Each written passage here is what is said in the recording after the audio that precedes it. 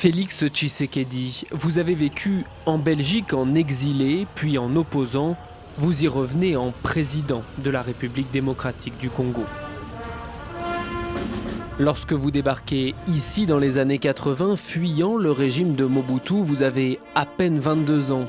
La Belgique est depuis devenue votre deuxième pays. Dans l'ombre de votre père, vous reprenez à sa mort son combat. Devant les hommes, devant la nation, que je ne vous trahirai jamais et je vous conduirai à la victoire cette année s'il y a des élections. Joseph Kabila s'accroche au pouvoir. Décembre 2017, élection annulée, c'est la répression. Vous allez alors participer à l'union sacrée de l'opposition qui se choisit un candidat unique, Martin Fayoulou. Mais vous ferez volte-face et vous vous présenterez à l'élection présidentielle. En décembre 2018, vous êtes élu.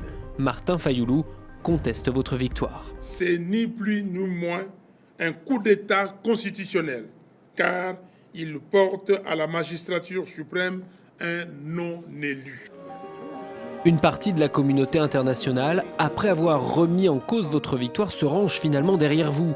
Mais la commission électorale n'a toujours pas publié les résultats détaillés. En devenant président, vous réalisez le rêve de votre père. Nous tenons à rendre hommage à tous nos héros, tous nos martyrs, à nos compatriotes qui sont tombés sur le champ d'honneur pour la cause de la démocratie et de l'alternance. Joseph Kabila, 18 ans au pouvoir, vous écoute impassible. Il sait que cette phrase lui est aussi destinée. Votre père, Étienne Tshisekedi, était son adversaire le plus farouche. Joseph Kabila l'a poursuivi jusque dans la tombe en empêchant son retour au pays. Une fois président, le corps de votre père resté en Belgique est rapatrié. Son enterrement devient une cérémonie nationale. Votre prédécesseur est toujours là. Sa coalition est majoritaire à l'Assemblée et au Sénat. Il vous a fallu 7 mois pour construire votre gouvernement. Depuis votre prise de fonction en janvier dernier, vous avez libéré des prisonniers politiques, décidé de l'école gratuite pour tous, mais d'autres chantiers vous attendent.